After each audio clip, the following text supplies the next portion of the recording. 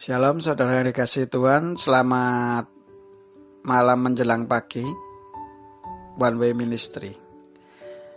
Saya ingin malam hari ini kita sharing saja ya, pengalaman saya bersama Tuhan.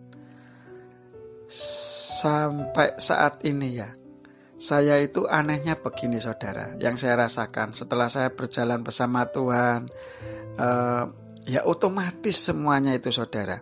Gak tahu itu karena kebiasaan atau gimana, tetapi rasa sukacita, rasa damai, rasa nyaman, rasa tentram dalam hidup ini rasanya mengalir terus dalam kehidupan saya.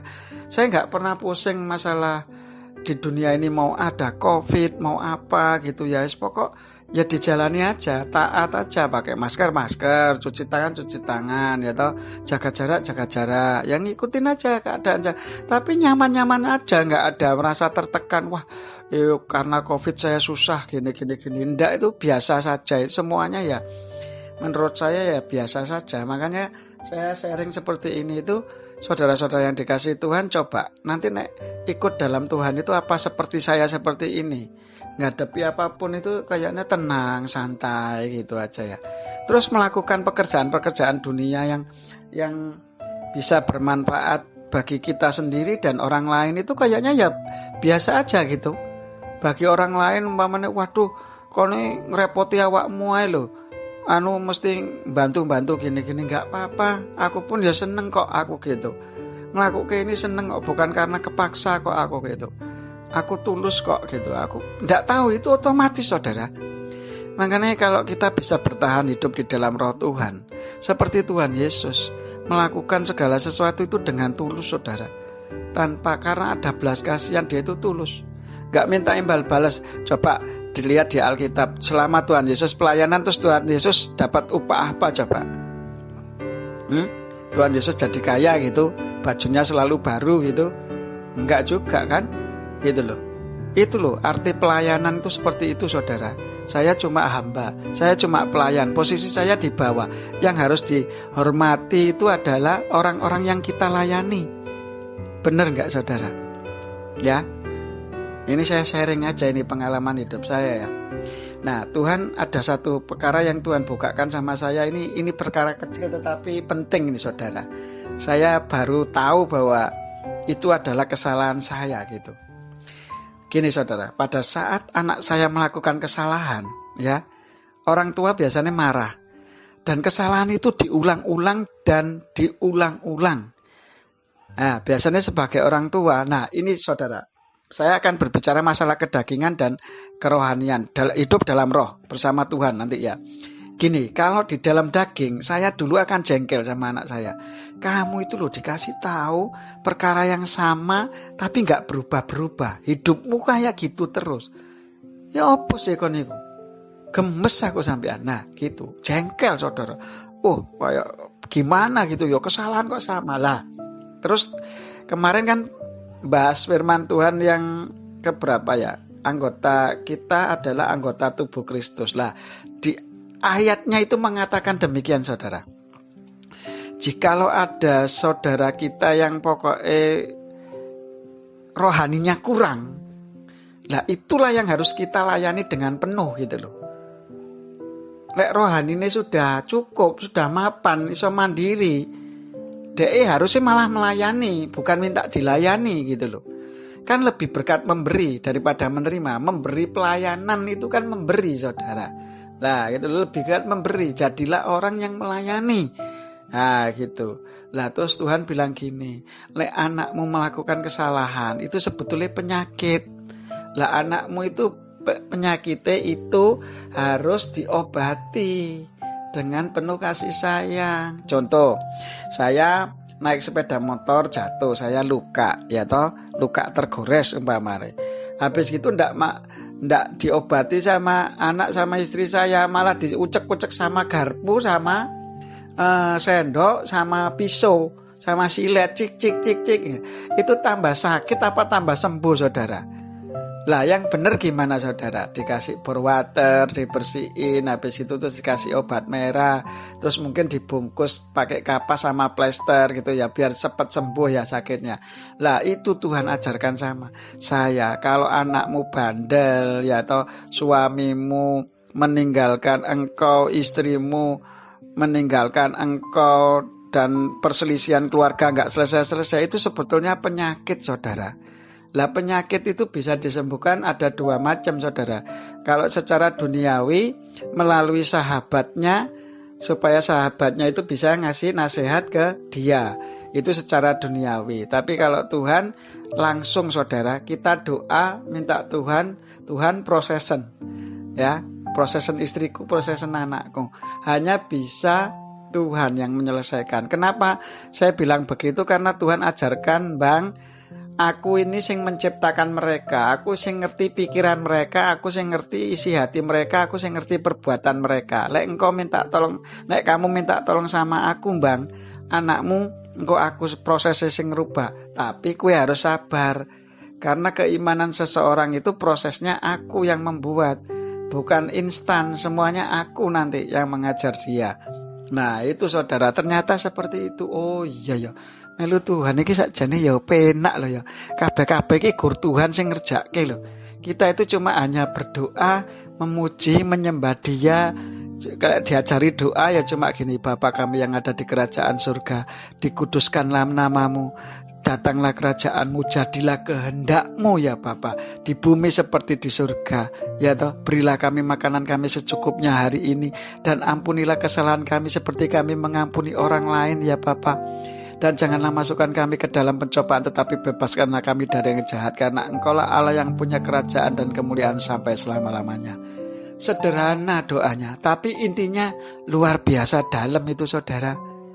Kita datang kepada Tuhan itu, kalau di perjanjian lama masuk pelatarannya dengan puji-pujian ya, dengan puji-pujian, dengan sukacita. Masuk lagi ke dalam lagi sedikit, membawa persembahan dupa yang harum di hadapan Tuhan, yaitu kehidupan kita yang benar di hadapan Tuhan saudara, supaya kita menjadi pelaku-pelaku firman, supaya roh kita tidak mati ya. Itu loh saudara, luar biasa, dikuduskan namamu. Habis gitu apa? Tuhan mengizinkan kerajaannya datang. Nah, saya baru ngerti saudara, kalau kerajaannya datang yaitu saudara yang seperti saya alami tadi saudara. Kerajaanmu datang dan jadilah ya. Bapa di dalam kerajaan surga, dikuduskanlah namamu, datanglah kerajaanmu, jadilah kehendakmu di bumi ini seperti di surga. Saya sudah ngalami saudara, ngelakuin apa-apa ini loh, tulus ikhlas, nggak ada yang pengen embel-embel macam-macam. Saya kalau bantu orang ya, contohnya saya nyervis ini aja lah, nyervis parabola.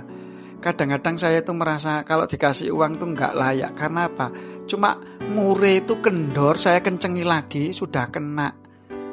Itu kan masuk cas servis toh saudara. Lah saya nggak mau terima biasanya, karena itu terlalu, menurut saya nggak bekerja gitu loh. Ya itu repotnya saya saudara. Ya itu semuanya itu tulus, pokoknya ngelakukan itu dengan sukacita, tulus melakukan apa-apa di dunia ini saya tanpa beban saudara, nggak mau mikir yang susah-susah. Lah itulah kerajaan surga datang ya, jadi atas hidup kita. Kalau kita dipimpin oleh roh, hidup kita akan mengalami seperti itu. Ya ini hanya sekedar sharing ya, pengalaman sharing ya. Ingat pelayan-pelayan Tuhan kalau di gereja, yang song leader, yang singer, yang penyampaikan firman Tuhan, kalau masih minta diperhatikan itu salah kehidupan kita di hadapan Tuhan. Karena apa? Yang perlu kita layani itu orang-orang yang rohaninya belum kenal Tuhan dengan benar. Nah itu yang perlu dilayani gitu loh. Ayo saudara, jangan kedagingan dalam semuanya itu, dengan tulus saja semuanya ya. Ayo kembali ke porsi. Tuhan ingatkan lagi, ini ngoprek-ngoprek pekerjaan iblis ini ya, yang membuat kedagingan kita dikopas terus tuntas ini. Saudara kalau ikut Tuhan Yesus itu gampang saudara, gak usah ngusir setan, pergi koknya, kami hancurkan, kami tolak dalam nama Yesus. Gak usah begitu saudara. Kalau kita sudah di dalam Tuhan, iblisnya takut.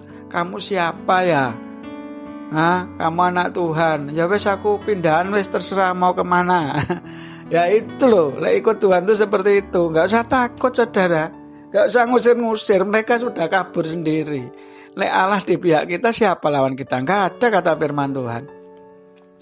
Enak ikut Tuhan itu, semuanya sudah dikerjakan sama Tuhan, ya toh. Aku berperang gantikan kamu, loh, ya toh. Aku turut bekerja, loh, ya Tuhan kabeh loh. Aku menyertai engkau. Apapun yang kamu buat berhasil, loh, ya apa sih? Semua itu karena Tuhan loh. Penak tenan loh hidup sama Tuhan itu. Koyo istilahnya itu ya pekewo loh, seharusnya kita itu harusnya pekewo sama Tuhan, sungkan loh. Mosok kabeh-kabeh Tuhan iki tibake sing lakuno. Aku enak tok loh, tinggal manut tok ayo. Kabeh-kabeh sing nglakuke Tuhan loh.